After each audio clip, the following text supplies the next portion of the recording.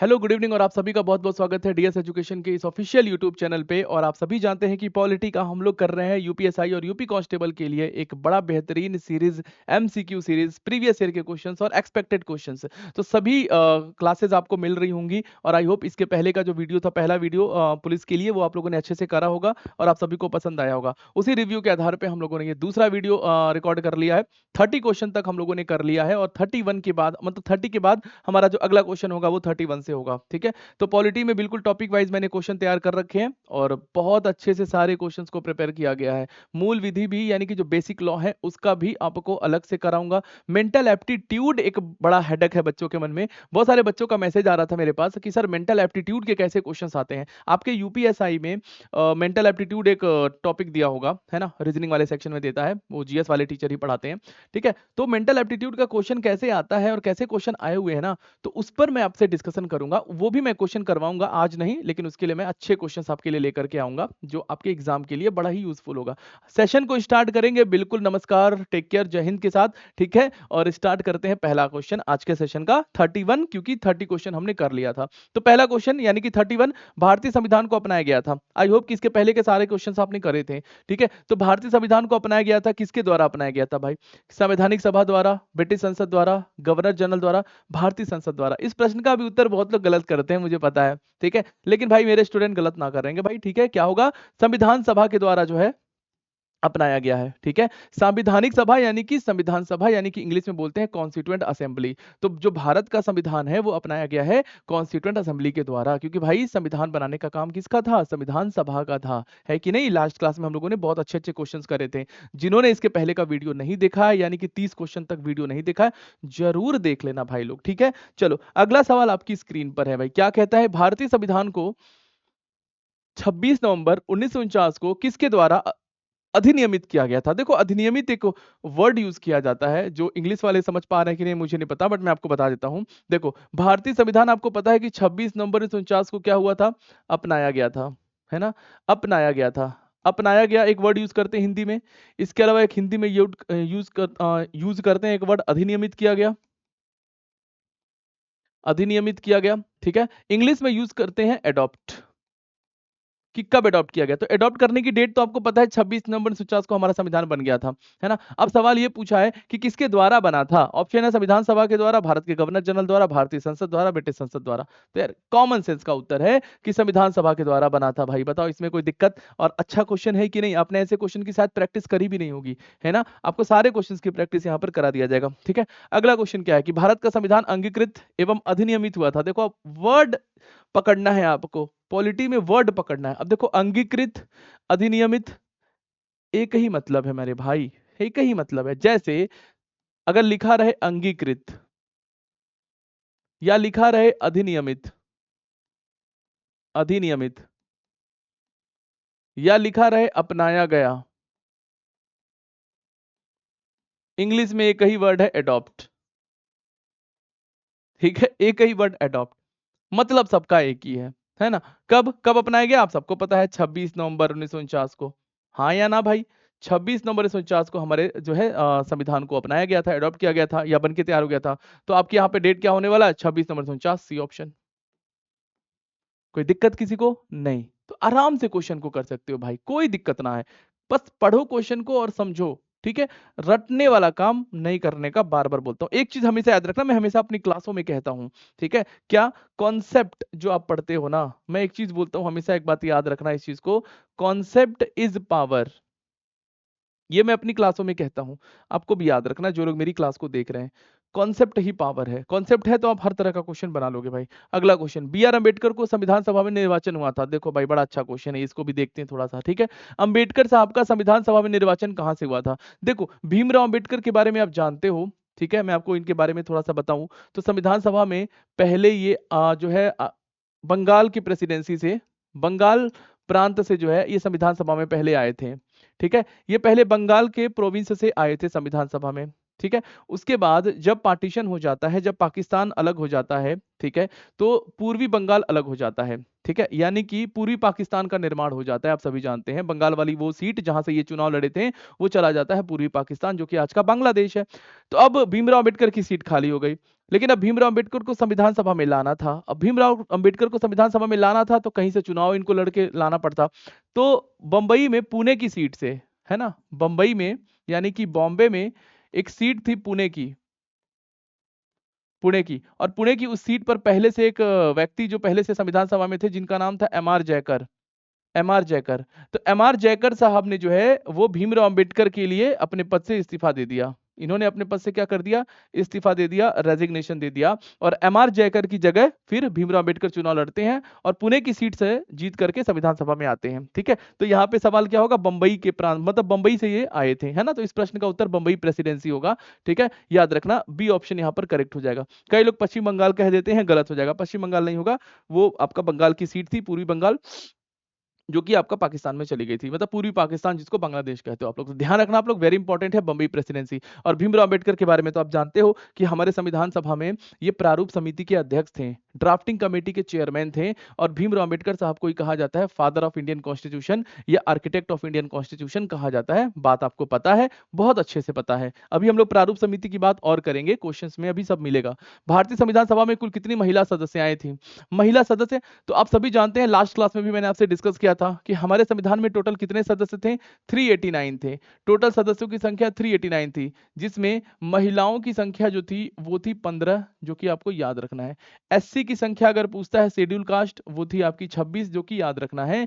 और एसटी की संख्या अगर आपसे पूछे तो वो थी आपकी 33, जो कि आपको ध्यान में रखना है भाई। ठीक है, ये संख्याएं हैं जो आपके पेपर में सवाल में आ जाता है, तो आपको गड़बड़ नहीं करना है। तो महिलाओं की संख्या पूछा है तो 15 यहाँ पे इस प्रश्न का उत्तर आपको सही कर देना है। क्लियर, आसान प्रश्न है, कोई दिक्कत नहीं है किसी को। अगला सवाल, भारत के संविधान में उद्देशिका का विचार किया गया है। देखो भाई, अब कह रहा उद्देशिका का विचार, मतलब कि उद्देशिका को इंग्लिश में ऑब्जेक्टिव रिजोल्यूशन भी कहते हैं, प्रीएम्बल भी कहते हैं। अब देखो प्रीएम्बल पे सोर्स में आपको ने पढ़ा होगा कि आइडिया ऑफ प्रीएम्बल, एक क्वेश्चन होता है आइडिया ऑफ प्रीएम्बल, और एक क्वेश्चन होता है लैंग्वेज ऑफ प्रीएम्बल का। लैंग्वेज ऑफ प्रीएम्बल, प्रस्तावना की भाषा। ठीक है, ये दो क्वेश्चन यहां पर बनते हैं। आइडिया ऑफ प्रीएम्बल मतलब कि प्रस्तावना का विचार, वो कहां से आया, वो अमेरिका के संविधान से लिया गया।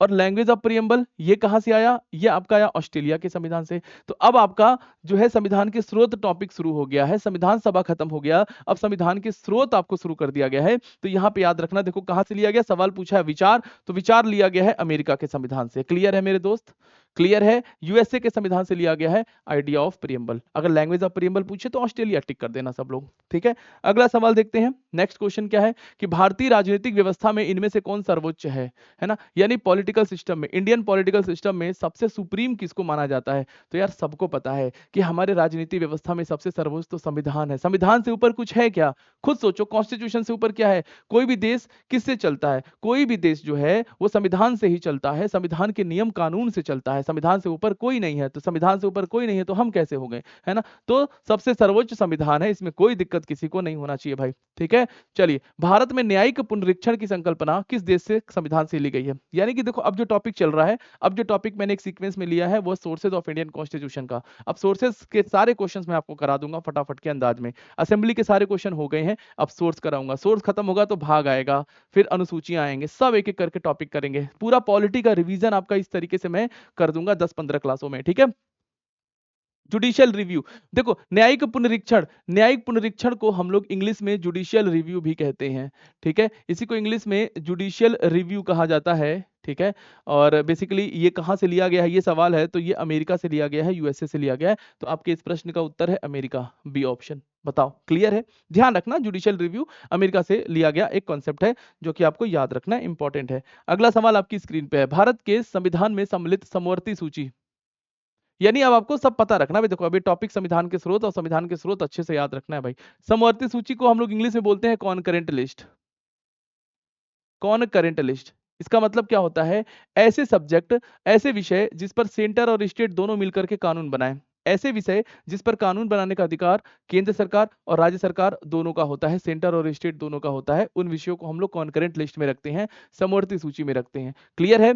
और कॉन्करेंट लिस्ट की बात करूं कि मूल संविधान जब बना था हमारा, है ना, जब मूल संविधान बना था तो कितने विषय थे इसमें, मूल संविधान यानी कि ओरिजिनल कॉन्स्टिट्यूशन में कितने विषय थे, ठीक है, तो ओरिजिनल कॉन्स्टिट्यूशन में 47 सब्जेक्ट थे, और वर्तमान में बात करें हम लोग कि प्रेजेंट में कितने सब्जेक्ट हैं इसमें, तो वर्तमान में जो है इसमें टोटल 52 विषय हैं, ठीक है, इसमें वर्तमान में 52 विषय हैं, आपको ध्यान रखना है। एक एग्जांपल देता हूं मैं कॉन्करेंट लिस्ट का, तो हो गया आपका एजुकेशन, शिक्षा, शिक्षा क्या है, शिक्षा जो है एक सब्जेक्ट है जो कि आपका कॉन्करेंट लिस्ट के अंदर आता है, समझ गया, जिस पर कानून बनाने का अधिकार दोनों सरकारों का होता है। तो यहाँ पे सवाल क्या पूछा है, कहां से लिया गया है, तो ऑस्ट्रेलिया के संविधान से इसको लिया गया है। कहां से लिया गया है, तो ऑस्ट्रेलिया के संविधान से इसको लिया गया है, ये तो आपको सोर्स में याद रख लेना है, ठीक है भाई।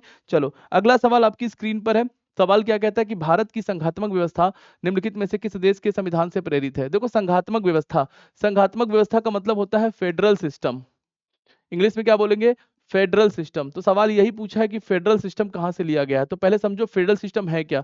फेडरल का मतलब होता है जिस देश में भी फेडरलिज्म है, जिसको हिंदी में संघवाद कहते हैं, इसका मतलब है दो तरह की सरकारें होना, है ना, इसका मतलब है डुअल गवर्नेंस का होना, है ना, डुअल गवर्नेंस। डुअल गवर्नेंस मतलब भाई जिसको बोलेंगे दोहरी सरकार, दोहरी सरकार का प्रावधान है, मतलब कि दो तरह की सरकार है, एक होता है सेंट्रल गवर्नमेंट और एक होता है भाई स्टेट गवर्नमेंट, यानी दो तरह की सरकारें जहां काम करती हैं, जिस देश में दो तरह की सरकारें काम करती हैं, केंद्र सरकार और राज्य सरकार, और दोनों की पावर्स अलग अलग होती हैं, दोनों के जो है पावर्स अलग अलग, सेंट्रल गवर्नमेंट की अलग पावर और स्टेट गवर्नमेंट की अलग पावर, तो यही होता है फेडरलिज्म, है ना, फेडरलिज्म, जहां पे सेंट्रल गवर्नमेंट के पास ज्यादा पावर होता है, स्टेट गवर्नमेंट के पास सेंट्रल गवर्नमेंट से थोड़ा कम पावर होता है। ये कनाडा के संविधान से प्रेरित है, कनाडा के संविधान से लिया गया है, तो आप यहां पर देख लीजिए कनाडा, ये ऑप्शन हमारा करेक्ट हो जाएगा। क्लियर है भाई, तो फेडरल सिस्टम क्या है ये भी ध्यान में रखना है आपको, ठीक है। चलिए अगला क्वेश्चन आपकी स्क्रीन पर है, भारतीय संविधान में राज्य के नीति निर्देशक तत्वों को कहां से लिया गया, यानी ये क्या है भाई राज्य के नीति निर्देशक, तो ये है आपका जिसको आप लोग बोलते हो DPSP, directive principle of state policy, ठीक है, ये आप लोग पढ़ते हो, ये राज्यों की पॉलिसी होती है, राज्यों के कल्याण के लिए बनाई गई है, वेलफेयर ऑफ स्टेट करने के लिए डीपीएसपी आप लोग पढ़ते हो। डीपीएसपी आप लोग पढ़ते हो क्या, हमारे संविधान के आर्टिकल 36 से 51 में आप लोग पढ़ते हो, ठीक है, संविधान के पार्ट 4 में पढ़ते हो, यानी कि भाग 4 में देखने को मिलता है आपको, और ये आयरलैंड के संविधान से प्रेरित है, मतलब कि हमने यहीं से इसको लिया है, आयरलैंड के संविधान से लिया है, जैसा कि आप जानते हैं, तो हमसे देश पूछा है तो बी ऑप्शन आयरलैंड हो जाएगा। क्लियर है, ठीक है, तो आर्टिकल भी याद रखना, पार्ट भी याद रख लेना, और आपसे पूछता है किस देश के संविधान से, तो वो भी याद रख लेना, ठीक है। अगला क्वेश्चन इस तरीके के फॉर्मेट में है, यहाँ पे एक तरफ संविधान के लक्षण यानी कि संविधान के स्रोत हैं, और इधर लिखा हुआ है किन किन देशों से लिया गया है। इस तरीके के सवाल आपको पेपर में देखने को मिलेंगे, यूपीएसआई वाले बच्चे ध्यान रखना कि क्वेश्चन का लेवल उस तरीके का ही होगा, ऐसा मत सोचना कि बड़ा ही आसान सा खाना परोस दिया जाएगा आपको, ना ना भाई, ठीक है, खाना परोसा तो जाएगा लेकिन खाने में मिर्च भी बहुत होंगी, तो ध्यान रखना अच्छे से, ठीक है। उत्तर करिए सब लोग।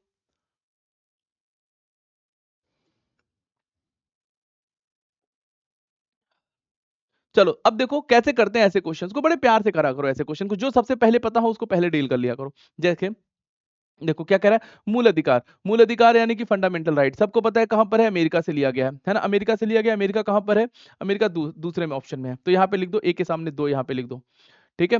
शासन की संसदीय प्रणाली, अब सबसे पहले देख लो दो कहां कहां है, तो दो देखो यहाँ पे ए है, सी, ए और सी में है, बी और डी में तो दो पहले है नहीं, तो ये तो ऑप्शन दोनों होगा नहीं, तो ये तो पहले एलिमिनेट हो गया, ऐसे एलिमिनेट करते चला करो, ठीक है। फिर देखो दूसरा लिखा है शासन की संसदीय प्रणाली, संसदीय प्रणाली मतलब कि पार्लियामेंट्री सिस्टम कहां से लिया गया, ब्रिटेन से लिया गया, तो ये आपका होता है बी का वन, बी का वन हो जाएगा, तो यहाँ पे बी के सामने वन लिख दो, यानी टू और वन सामने होना चाहिए, तो टू और वन देखो केवल सी ऑप्शन में दिखेगा, हो गया सही उत्तर आपका। तो ऐसे परीक्षा में डील किया करो आप लोग, आपको परीक्षा में समय बचाना है ना भाई, परीक्षा में कोई अपना हमें अपना नॉलेज थोड़े शो करना है, समय बचाना है, तो एक एक करते जाना, ऑप्शन में देखते जाना, एलिमिनेट करते जाना, और मिल गया तुरंत, कभी कभी क्या होता है एक ही बार में मिल जाता है, ठीक है, तो थोड़ा सा ऐसे थोड़ा सा स्मार्ट वर्क करना, थोड़ा समय बचाना, ठीक है, तो ध्यान रखना इस तरीके से आपको उत्तर मिल जाएगा। कहने का मतलब संविधान के स्रोत अच्छे से पढ़ लेना, ठीक है। आपात इमरजेंसी कहां से लिया गया है, जर्मनी से लिया गया है। डीपीएसपी अभी मैंने आपको बताया आयरलैंड से लिया गया, तो जो पता हो सबसे पहले वो देखो और तुरंत ऑप्शन से मिला लो, ठीक है। चलो अगला क्वेश्चन देखिए, उसी तरीके का है, निम्नलिखित में से कौन सा एक युग में सही सुमेलित नहीं है, क्या पूछा है, कौन सा युग में सही सुमेलित नहीं है, अब आपको पेयर बताना है कौन सा इनकरेक्ट पेयर है, ठीक है। तो इनकरेक्ट पेयर देखिए, लिखा है मौलिक अधिकार अमेरिका, ये तो सही पेयर है, मतलब ये तो करेक्ट है, हमें इनकरेक्ट बताना है। डीपीएसपी लिखा आयरलैंड, ये भी सही लिखा है भाई, ये भी करेक्ट है। केंद्र की अवशिष्ट शक्तियां, पहले देख लो आपातकालीन शक्तियां जर्मनी, ये भी सही लिखा है, तो गलत क्या है इसमें, गलत है केंद्र की अवशिष्ट शक्तियां, यही गलत है। अब आप सोचोगे सर ये क्या है, तो केंद्र की अवशिष्ट शक्तियां, अवशिष्ट शक्तियां को इंग्लिश में कहते हैं रेसिड्यूरी पावर्स, इसको इंग्लिश में क्या बोलते हैं, रेसिड्यूरी पावर्स, रेसिड्यूरी पावर्स, ठीक है। और ये कहां से लिया गया है? ये लिया गया है आपका, यानी रेसिड्यूरी पावर, ये कनाडा के संविधान से लिया गया है, ठीक है। अगर ये आपको कंफ्यूजन हो सर ये कहां से लिया गया, तो ये कनाडा से लिया गया है, ऑस्ट्रेलिया से नहीं लिया गया। ऑस्ट्रेलिया से जो 3 सोर्स मैं आपको बता दूं क्या लिया गया है। ऑस्ट्रेलिया से जो सोर्स लिया गया है, एक तो लिया गया है लैंग्वेज प्रियम्बल की, लैंग्वेज ऑफ प्रियम्बल मतलब प्रस्तावना की भाषा। एक लिया गया आपका कॉन्करेंट लिस्ट, समवर्ती सूची जो आपको पता है। एक लिया गया आपका joint sitting of parliament, joint sitting of parliament यानी कि संसद का संयुक्त अधिवेशन जो आर्टिकल 108 में है। और एक लिया गया है freedom of trade and commerce, freedom of trade and commerce, व्यापार एवं वाणिज्य की स्वतंत्रता। तो ऑस्ट्रेलिया से ये केवल 4 ही सोर्स आपको याद रखना है ना। इसके अलावा कोई ऑस्ट्रेलिया से नहीं लिया गया। तो याद रखना, अवशिष्ट शक्तियां जिसको रेसिड्यूरी पावर कहते हैं, इस पर कानून बनाने का अधिकार संसद का होता है, केंद्र सरकार का होता है, ठीक है। ये कनाडा से लिया गया, ना कि ऑस्ट्रेलिया से। समझ गए? अच्छा क्वेश्चन था। नेक्स्ट क्वेश्चन, क्वेश्चन नंबर 44 पे आ चुके हैं। देखो कितनी तेजी से हम लोग आराम से बढ़ रहे हैं। क्वेश्चंस भी आपकी नजरों के सामने आ रहा है, समझ में भी आ रहा है और प्रैक्टिस भी हो रही है ना। चलिए 44 क्वेश्चन में आते हैं। भारतीय संविधान में मूल अधिकारों का विचार किया गया है। देखो मूल अधिकार कहां से लिया गया, सबको पता है, फंडामेंटल राइट अमेरिका के संविधान से लिया गया। तो देखो अभी हम लोग ना संविधान के स्रोत के क्वेश्चन आपसे करवा रहा हूं, और एक साथ में सारा क्वेश्चन करवा दे रहा हूं, ठीक है। और सारे जितने भी क्वेश्चन बने हुए हैं पेपर में, चाहे एसआई में हो चाहे कांस्टेबल में आए हुए हैं, सारे क्वेश्चन मैंने रखे हुए हैं यहाँ पर, ठीक है, ताकि आपका सारा प्रैक्टिस हो जाए। और कुछ नई चीजें जो मैं आपको बोलता जा रहा हूँ, जो एक्सप्लेन कर रहा हूँ, उसको ध्यान से सुनते जाना, वहां से भी क्वेश्चन बन रहा है, ठीक है। निम्नलिखित संविधान का प्रारंभ किस देश, निम्नलिखित नहीं रे, लिखित होगा ये कह रहा है लिखित संविधान का जो प्रारंभ है वो किस देश से हुआ, ठीक है। चलो लिखित संविधान है ना, लिखित संविधान मतलब कि रिटन कॉन्स्टिट्यूशन सबसे पहली बार किस देश से स्टार्ट हुआ, ये सवाल है। बड़ा अच्छा सवाल मिल गया यहाँ पे। और लिखित संविधान सबसे पहली बार अमेरिका, याद रखना, क्योंकि आप लोग पढ़ते भी हो कि सबसे पहला विश्व का जो प्रथम लिखित संविधान है वो अमेरिका में बना था। अमेरिका में ही सबसे पहली बार संविधान जो है वो बना था, लिखित संविधान, रिटन कॉन्स्टिट्यूशन। और अमेरिका के संविधान को बोला जाता है ओल्डेस्ट कॉन्स्टिट्यूशन वर्ल्ड का, है ना। वर्ल्ड ओल्डेस्ट रिटन कॉन्स्टिट्यूशन किस देश का है, तो अमेरिका का है। तो याद रखना है भाई, सिंपल सा क्वेश्चन था, ठीक है। चलो नेक्स्ट क्वेश्चन है, अगला क्वेश्चन है। अगेन जो है इस तरीके से क्वेश्चन दिया होता है, तो थोड़ा सा आपको ध्यान रखना है इस तरीके से डील कैसे करते हैं, है ना। चलो तो एक तरफ दिया है सोर्स, एक तरफ दिया है कंट्री, कहां से क्या लिया गया है, मैं साइड में होके टिक कर रहा हूं। चलो देखो, पहला है विधि का शासन। विधि का शासन जिसको इंग्लिश में बोलते हैं रूल ऑफ लॉ, क्या बोलते हैं, रूल ऑफ लॉ। ये लिया गया है ब्रिटेन के संविधान से। मैं यहाँ पे लिख दे रहा हूँ यूके या ब्रिटेन, जो भी लिखा हो ऑप्शन में देख लेना। विधि का शासन ब्रिटेन नहीं लिखा है क्या? हाँ इंग्लैंड है, तो अरे है तो इंग्लैंड है ना। तो यूके मतलब ब्रिटेन या इंग्लैंड एक ही बात है, एक ही बात है, कोई दिक्कत ना। यानी कि ए का हो जाएगा दो, ए का हो जाएगा दो, यहाँ पे लिख लो दो। देखो कहां पर है दो, हमारा दो ऑप्शन में, केवल ये ऑप्शन दोनों गायब हो जाएगा। दूसरा देखो, विधि द्वारा स्थापित प्रक्रिया। विधि द्वारा स्थापित प्रक्रिया इंग्लिश में बोलते हैं प्रोसीजर इस्टेब्लिश्ड बाय लॉ। ये जापान से लिया गया है। प्रोसीजर इस्टेब्लिश्ड बाय लॉ कहां से लिया गया, जापान से लिया गया। जापान कहां पर है, 3 में है। बी के सामने 3 लिख दो। अब देखो 3 कहां पे, 2 और 3 यहां पे मिल गया, डी ऑप्शन करेक्ट हो गया। लो भाई 2 में मिल गया, समझ रहे हो, ऐसे डील कर लिया करो, ठीक है। बाकी सी में क्या लिखा है, राष्ट्रपति के विचारार्थ राज्यपाल द्वारा विधेयक सुरक्षित रखना, ये कनाडा से लिया गया है। और विस्तृत उभयनिष्ठ सूची, अगर आपको ये लगे सर ये क्या लिखा है, तो उभयनिष्ठ सूची को ही हम लोग इंग्लिश में कॉन्करेंट लिस्ट कहते हैं। हिंदी में देखो कभी कभी ऐसे ऐसे शब्द होते हैं ना, कि मतलब जो हिंदी में पढ़ता है जीके वो भी कंफ्यूज कि भाई ये भी हिंदी है कुछ, है ना। तो उभयनिष्ठ का मतलब होता है कि समवर्ती सूची, कॉन्करेंट लिस्ट, ठीक है। समझ गए, यहां पर बातें क्लियर है। अगला सवाल क्वेश्चन नंबर 47, भारतीय संविधान में मौलिक कर्तव्यों का विचार किया गया है। देखो मौलिक कर्तव्य, मौलिक कर्तव्य मतलब जिसको इंग्लिश में बोलते हैं फंडामेंटल ड्यूटीज। फंडामेंटल ड्यूटीज का आर्टिकल क्या है, 51 का ए है, ठीक है। और पार्ट क्या है, तो पार्ट है 4 का ए है, ठीक है। और इसको जो है हमारे संविधान में जोड़ा गया है, ये शुरू से नहीं रहा है, इसको जोड़ा गया है 42वें संविधान संशोधन के द्वारा। 42nd कॉन्स्टिट्यूशनल अमेंडमेंट किया गया था, कब, 1976 में किया गया था। और जो है सरदार स्वर्ण सिंह समिति की सिफारिश पर थी। सरदार स्वर्ण सिंह कमेटी, स्वर्ण सिंह कमेटी के रिकमेंडेशन पर जो है 10 फंडामेंटल ड्यूटीज को जोड़ा गया था। पहले स्टार्टिंग में 10 जोड़ा गया था, बाद में एक संविधान संशोधन किया गया था 86 कॉन्स्टिट्यूशनल अमेंडमेंट किया गया था 2002 में। और इस संविधान संशोधन के द्वारा जो है राइट टू एजुकेशन को जोड़ा गया था। राइट टू एजुकेशन 6 से 14 वर्ष के बच्चों के लिए, 6 से 14 वर्ष के बच्चों के लिए फ्री एंड कंपलसरी एजुकेशन की बात करता है। ये 11वां मौलिक कर्तव्य था। ये कौन सा था, ये 11th फंडामेंटल ड्यूटीज था, ठीक है। और कहां से लिया गया है इसको, इसको लिया गया है यूएसएसआर, यानी जिसको आप लोग बोलते हो रशिया, ठीक है, रशिया का ही पुराना नाम था यूएसएसआर। ठीक है, समझ गए, सारी बातें यहां पर मैंने आपको बता दी हैं। अब उत्तर यही पूछा कहां से लिया गया है, तो आपका हो जाएगा रूस, सी ऑप्शन। ठीक है, पूर्व सोवियत संघ के संविधान से। सारी बातें भी याद रखना, किस आर्टिकल में है, किस भाग में है, ठीक है, और कितने फंडामेंटल ड्यूटीज हैं हमारे, और कौन सा संविधान संशोधन हुआ था, किस समिति की सिफारिश पर हुआ था। सारी बातें अगर याद रखोगे तो क्वेश्चन करने में बड़ा आसान होगा और बहुत ईजी वे में आप टैकल कर पाओगे। अगला क्वेश्चन है कि संविधान सभा द्वारा स्थापित मौलिक अधिकारों और अल्पसंख्यक हेतु सलाहकार समिति। अब क्वेश्चन बनेगा कमेटीज के ऊपर।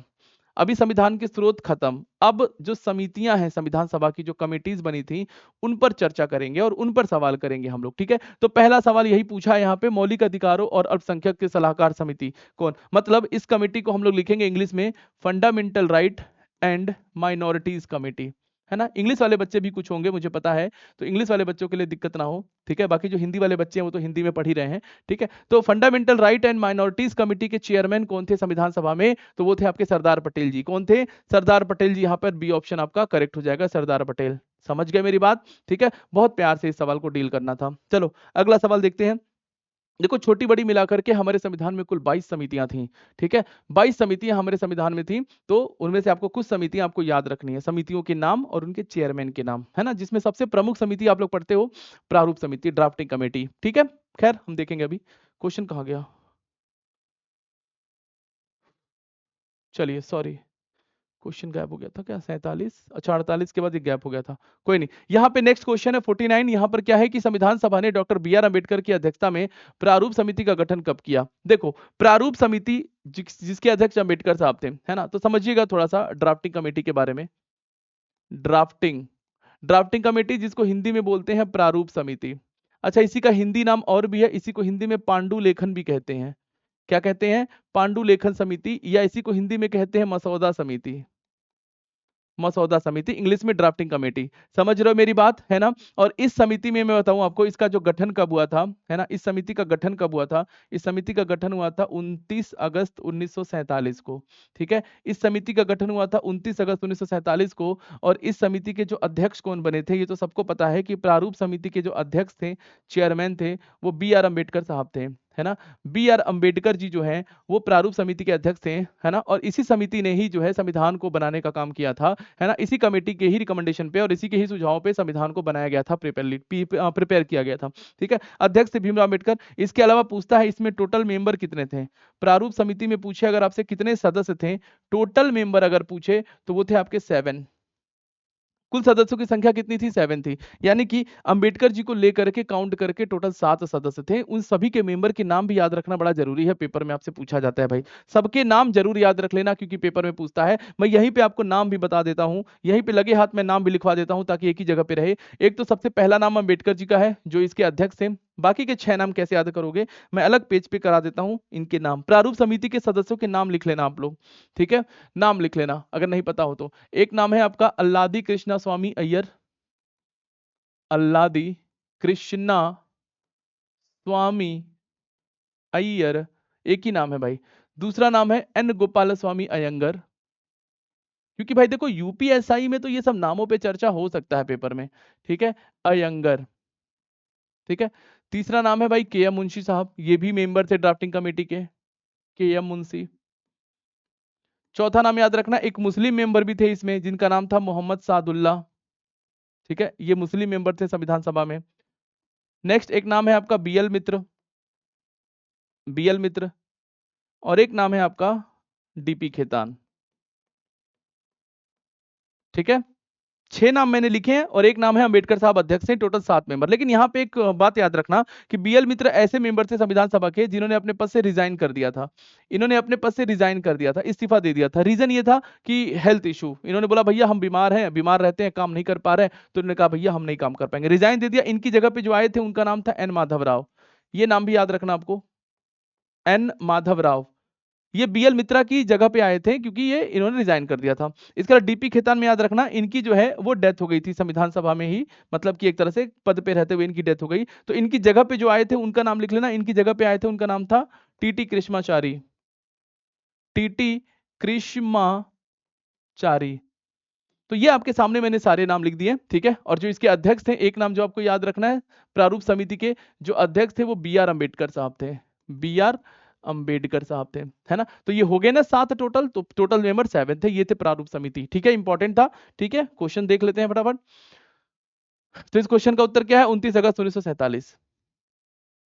क्लियर है मेरी बात? 29 ऑफ अगस्त 1947 इस प्रश्न का ठीक उत्तर है ना। अगला सवाल, ये आपने समझ लिया, नाम आपको याद रखना है। ठीक है, चलो अगला सवाल देख लीजिए। कह रहा संविधान पांडुलेखन समिति का निम्न में से कौन सदस्य नहीं था? पांडुलेखन मतलब अभी मैंने बताया, ये ड्राफ्टिंग कमेटी का ही दूसरा नाम है। ड्राफ्टिंग कमेटी को ही प्रारूप समिति भी कहते हैं, मसौदा समिति भी कहते हैं, पांडुलेखन समिति भी कहते हैं। मैंने अभी पीछे बता दिया था आपको। तो कौन नहीं था सदस्य? अभी मैंने सदस्यों के नाम आपको लिखवा दिए। कौन नहीं था? जवाहरलाल नेहरू जी नहीं थे। क्लियर है? बाकी नाम आपको पीछे लिखवा दिया मैंने, है ना। अगला क्वेश्चन देखो क्या है, सूची 1 को सूची 2 से सुमेलित करिए। अब यहाँ पे कमेटी दिया हुआ है और उन कमेटियों के अध्यक्ष के नाम दिए हुए हैं। बड़ा प्यारा सवाल है भाई, है ना, बहुत प्यारा सवाल है, आपको भी मजा आएगा ऐसे सवाल करने में। देखो कह रहा मूल अधिकार संबंधी समिति कौन थी, है ना। तो मूल अधिकार आपका जो फंडामेंटल राइट कमेटी है वो आपका सरदार पटेल जी इसके अध्यक्ष हैं। सरदार पटेल होगा तो यहाँ पे 4 लिख लीजिए, ए का क्या लिख लीजिए, 4 लिख लीजिए। ठीक है, या ऐसे तो मिलान भी कर सकते हो, कोई दिक्कत ना है भाई। ठीक है, कार्य संरचना देखो, कार्य संचालन जो है इसके अध्यक्ष थे आपके के एम मुंशी साहब। क से कार्य, क से के एम, याद रखना, क से कार्य, क से के एम मुंशी, तो ये हो जाएगा बी का 3। बी का 3 यहाँ पे लिख लो।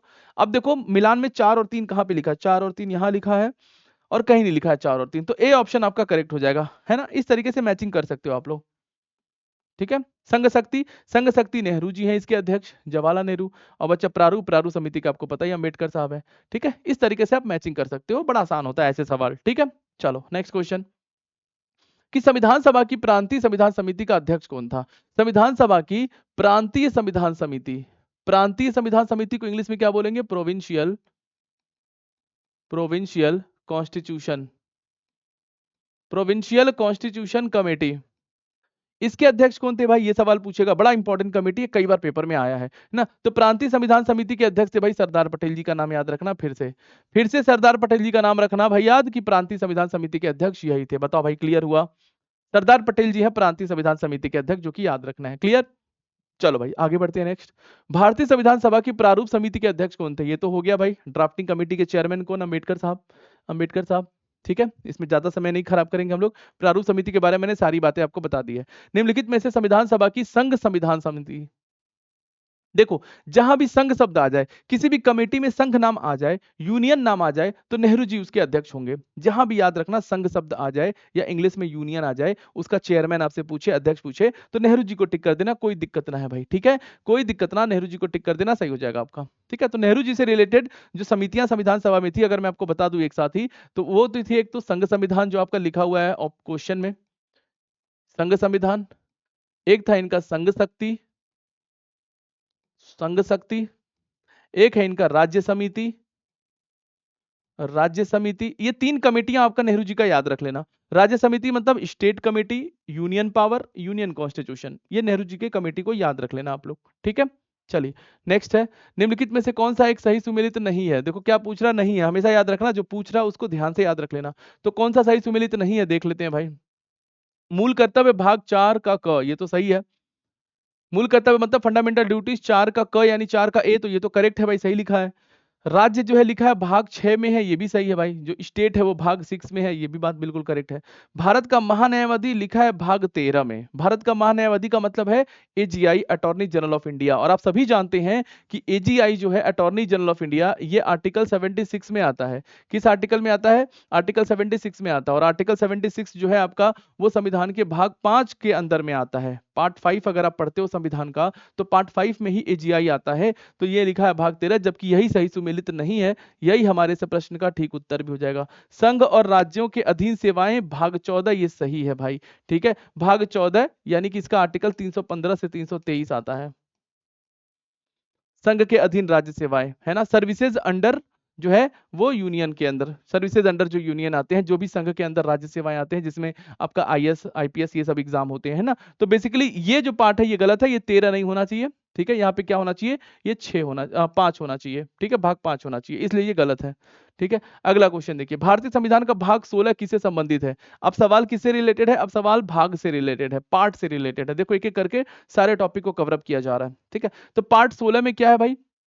देखो पार्ट 16 है आर्टिकल 330 से लेकर के 342 तक में। ठीक है। और क्या आता है इसमें, तो इसमें आता है आपका special provision for certain classes. Special provision for certain classes यानी कि कुछ विशेष परिस्थितियों में जो है कुछ जो आर्टिकल्स बनाए गए हैं जो रिजर्वेशन के आर्टिकल है, जैसे एससी एसटी के लिए जो रिजर्वेशन है, ओबीसी का जो रिजर्वेशन है, ठीक है, तो उसके लिए जो आर्टिकल्स हैं वो आप पार्ट 16 में आते हैं, जिसका आर्टिकल 330 से लेकर के 342 तक में आता है। तो यहाँ पे देख सकते हो आप लोग कुछ वर्गों के लिए विशेष उपबंध किया गया है। ठीक है, कुछ वर्गों के लिए विशेष उपबंध मतलब कि special provision for certain classes, जिसमें आपका आर्टिकल जब आप पढ़ते हो 338, 338 क्या है, एससी के लिए आर्टिकल है। ठीक है, 338 का ए पढ़ते हो आप लोग, ये जो है एसटी के लिए आर्टिकल बनाया गया है। और 338 का जो बी पढ़ते हो आप लोग, ये ओबीसी के लिए बनाया गया है। ठीक है, तो ऐसे कुछ आर्टिकल है जो आप पढ़ोगे। ठीक है, 330 से 342 का टोटल आर्टिकल है ये। ठीक है, चलो, निम्नलिखित में से कौन भारतीय संविधान के अंतर्गत सही सुमेलित नहीं है। देखो क्या पूछ रहा है, नहीं है, तो ये ध्यान में रखना क्या पूछ रहा, नहीं है कि है, ताकि आप क्वेश्चंस को डील कर पाओ, टैकल कर पाओ भाई लोग। ठीक है, ठीक है, अभी बताओ तुम लोग को मजा आ रहा है कि नहीं सेशन में। ठीक है, प्रैक्टिस करके तुम लोगों को मजा आ रहा है कि नहीं, लाइक आपकी तैयारी का पता चल रहा है कि नहीं, कितना तैयार है आपको, है ना। इसीलिए हम थोड़ा सा स्पीड में चल रहे हैं, क्योंकि देखो एग्जाम में ज्यादा टाइम तो है नहीं। ठीक है, अगले ही महीना पेपर है, एक महीना मतलब अगले ही महीने में पेपर है, मार्च में, होली के बाद आपका यूपीएसआई का स्पेशली। और कांस्टेबल वालों में थोड़ा जून उन में पेपर है ना। तो कांस्टेबल वाले भी तैयार रहना, ठीक है, एकदम अच्छे से तैयारी करो जोरदार तरीके से। और ये जो सेशन चल रहा है आपका, इसका पूरा फायदा उठा लेना। हाँ, आपका कोई फीडबैक हो, आपको कुछ डाउट है, या आपको लगता है किसी टॉपिक पे आपको वीडियो चाहिए पॉलिटी में या मूल विधि में, तो आप कमेंट में लिख सकते हो। बल्क में अगर कोई कमेंट आता है किसी टॉपिक पर, निश्चित रूप से मैं वो वीडियो आपको दे दूंगा यहाँ पर। ठीक है, चलिए, कह रहा है कि कौन सा भारतीय संविधान के अंतर्गत सही सुमेलित नहीं है। तो देखो पंचायत लिखा है भाग 9, ये तो सही सुमेलित है। नगर पालिका भाग 9 का ए, ये भी ठीक लिखा है। सहकारी समितियां 9 का ख, ये भी ठीक लिखा है। अधिकरण भाग 10, ये ठीक नहीं लिखा है। तो यही हमारा इस प्रश्न का उत्तर होगा। अधिकरण मतलब क्या होता है, इसको इंग्लिश में ट्राइब्यूनल्स कहते हैं। इसको इंग्लिश में ट्रिब्यूनल्स कहते हैं या ट्राइब्यूनल्स कहते हैं। ये आर्टिकल 14 का ए में आता है। ये किस में आएगा, अधिकरण या ट्राइब्यूनल्स 14 का ए में आता है, इसी वजह से ये भाग 10 में नहीं आता। भाग 10 में क्या आता है, भाग 10 में आता है आपका पार्ट 10 में आता है क्या, ये आता है आपका जो है आपके शेड्यूल कास्ट का एडमिनिस्ट्रेशन आता है इसमें, अनुसूचित जो जनजाति या अनुसूचित क्षेत्रों का जो है प्रशासन आता है इसमें बेसिकली। ठीक है, अगला क्वेश्चन आपकी स्क्रीन पर है भाई, ध्यान से करेंगे। ठीक है, भारतीय संविधान के आरंभ में कितने अनुच्छेद थे, सवाल ये पूछ रहा है कि भाई आरंभ में मतलब कितने अनुच्छेद थे। स्टार्टिंग में जब हमारा संविधान बना था तो सबको पता है 395 आर्टिकल थे, है कि नहीं। 395 आर्टिकल हमारे कॉन्स्टिट्यूशन में थे, 22 जो है वो पार्ट थे, और 8 जो है वो शेड्यूल थे।